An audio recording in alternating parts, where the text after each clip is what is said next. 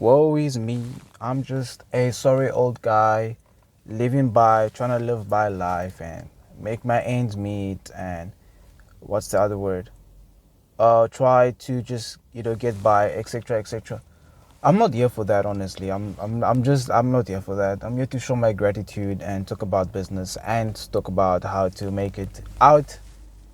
in how to make it out from the lower class, how to go up the upper class, and how to just make money. That's all I'm all about. Like, I feel like if you stay away from problems, you stay away from bothering people, and you stay away from being a problem and just want to make money, then you shouldn't be a problem to society at all. Like, really, you shouldn't be a problem to society at all.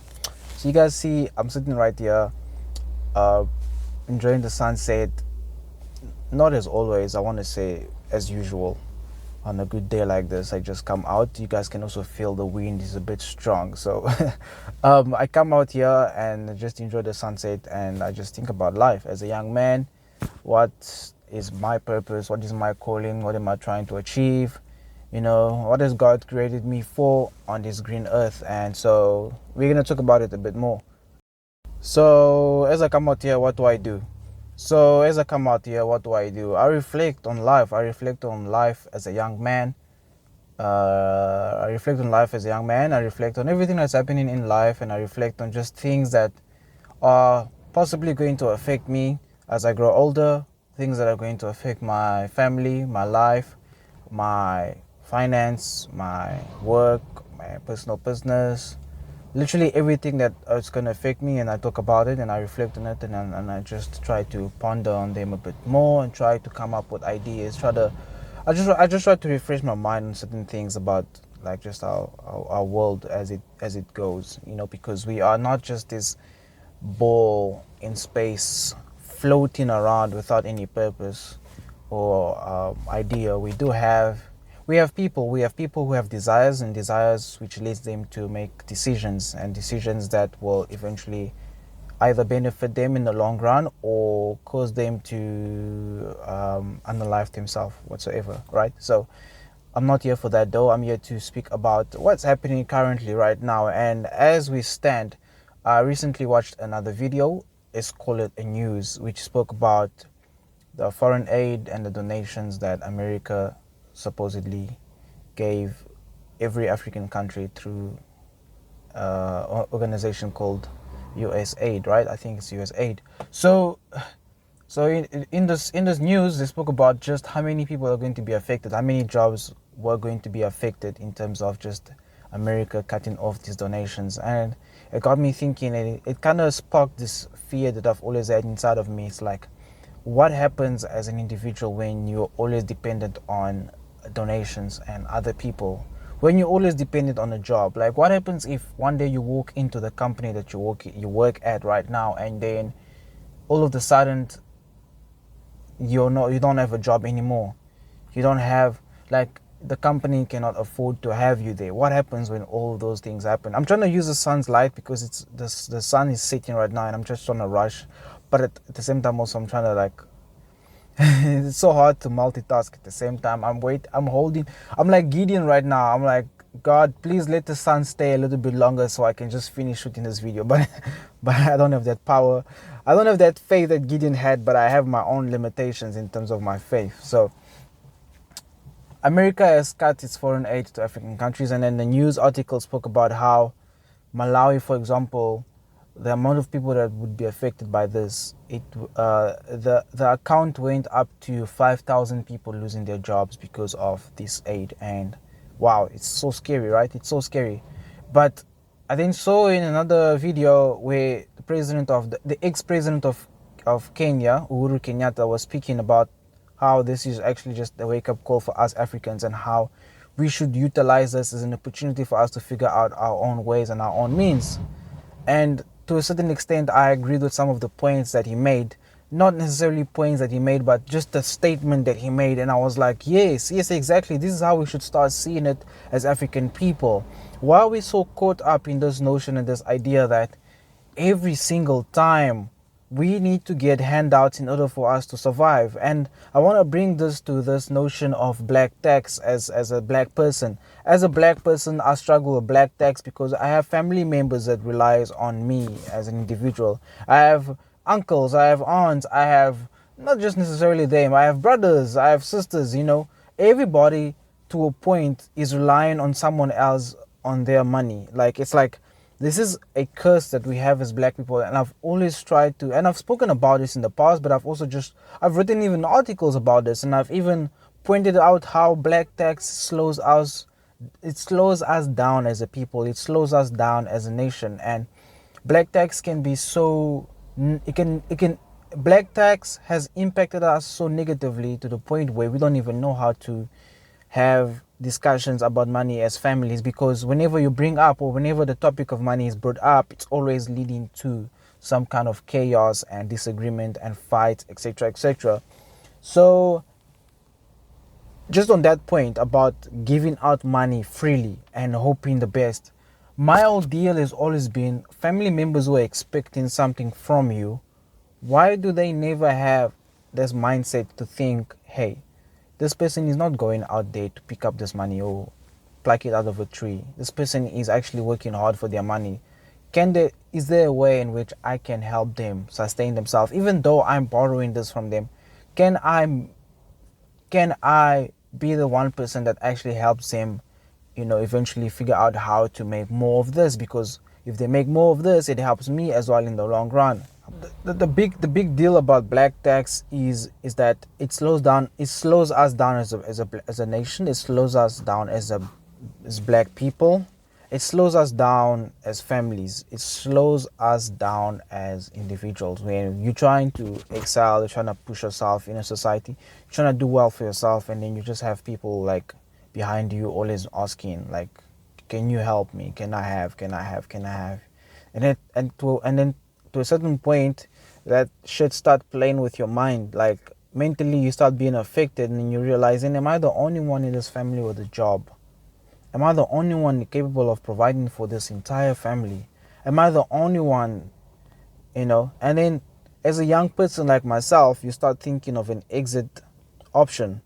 So your exit option is to first of all get away from your family as quickly as possible. That is going to live by yourself. You want to go live as far away as possible from your family. Or what's the other things I've heard, And I'm speaking from a point of, this is an experience that I've had, not necessarily my immediate family that I live with, but my extended family, like back home, And everybody has experienced this kind of thing with black tax, where your immediate family is relying on you to support them. So you get to a point where as a young man, you're like, man, this shit is getting so unbearable. I'm never going to do anything for myself. And the longer I stay here, the more complicated life is going to be for me. Mind you, you must understand, as a young person, you don't owe your family anything, right? You don't even own your own parent. You don't owe your own parents anything. If you were born in a family where your parents treat you like you own them or you owe them, sorry, the word is you owe. You own is in possession, but you owe it's borrowing. If you live in a family where your parents constantly remind you that you owe them life, I think that's not fair on you, because you never asked to be born to begin with. Number one, like, nobody has ever asked to be born.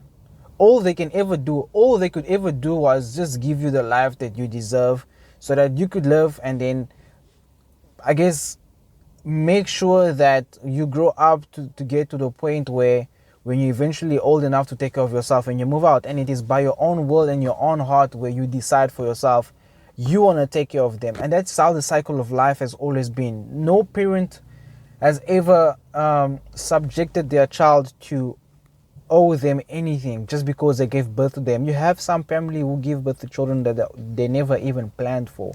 So how do you expect something that you've never planned for to eventually just repay you because you never planned for it? And that's just my own opinion. I don't think it's something that everybody stands on, but I feel like I don't owe my parents anything. At the end of the day, everybody knows themselves, they know themselves, and they know their own personal hearts. They know how they feel about certain things. I just know eventually when I grow, well, not when I grow older. I'm already doing that anyways. Like last week, it's not even something I want to talk about. Like my mom, she asked me like a couple of cash. Like she asked me like, I don't know, was it a few bucks, $1,000? You know, let me brag about it. But she asked me like, okay, so I gave it to her. Like I gave it to her as my mother. I wanted to give it to her because it's my mom. She took care of me, and I would never ask that money back. She's gonna want to think maybe, I don't know, sure, mom, if you're watching this video, don't give me that money back. I'm just saying it like, sometimes as a child, you just realize it's not important, you know. It's not important. Like your mom could ask you a certain amount of money and you just figured, man, I got some left in my bank. I can take care of myself. It's okay. I can give it out. It's not a problem. But then you have those family members that you're like, you take into you know, it's like, man, but you're like your 40-year-old uncle, man. You should be like, what are you doing, man? You should be never mind. Anyways, so black tax, foreign aid, donations, all that shit. You really want to step out of this poverty mindset.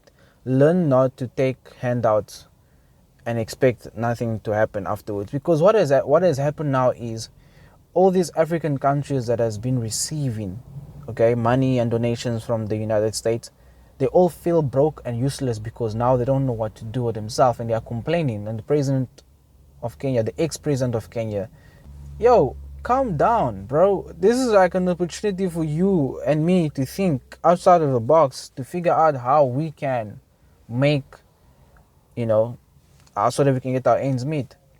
And I applaud that. I applaud that mindset because that's the kind of mindset we need to all step in. Because I'm tired of this notion that as black people, all we ever do is just wait for handouts and expect shit to happen for us, which is not fair because it's not the lot of us. You have some middle class black people like myself. As middle class black people, we're trying to work our asses off here. And I usually say this, living in South Africa, there's one thing that I've learned. As a black person living in South Africa, when I get paid and I look at my pay slip and I look at that tax amount and I'm like, damn, I have a family out there somewhere. It breaks my heart, you know, it breaks my heart.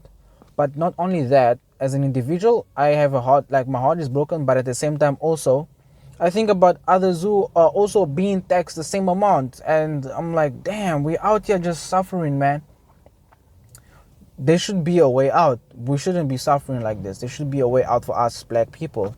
So the only thought that I want to leave you guys with now is go and think about how much money is actually coming to you right now. Okay, if it's for your business or whatsoever you're doing, bro, think about, are you actually always getting money from someone and are you actually repaying it back? Because the Bible speaks about being in debt.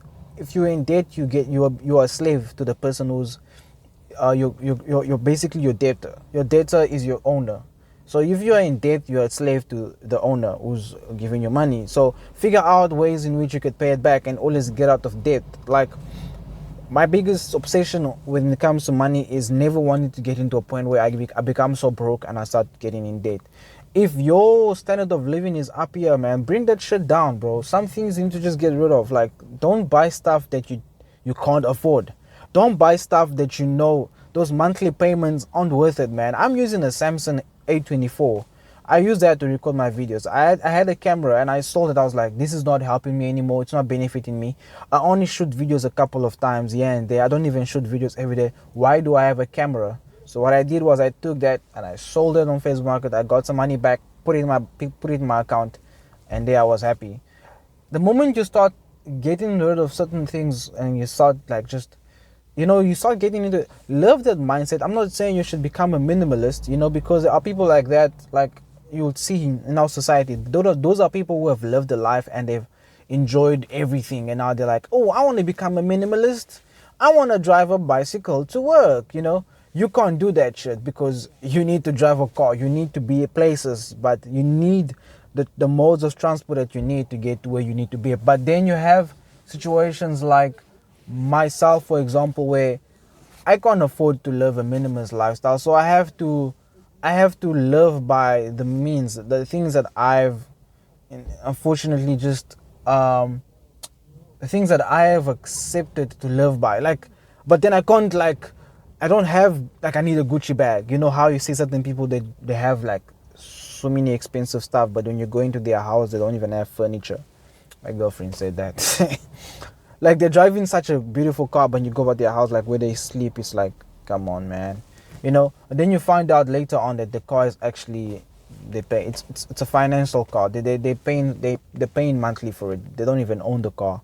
One day when they don't have the money for it, and the bank comes and they repossess the car, and they're like, oh, woe is me, I'm broke. I'm driving a Honda Elantra 1998. My age. Her name is Caroline. She takes me places, man. I love her.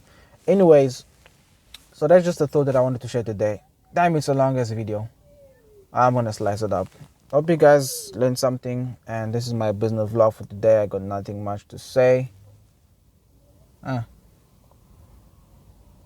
Yeah.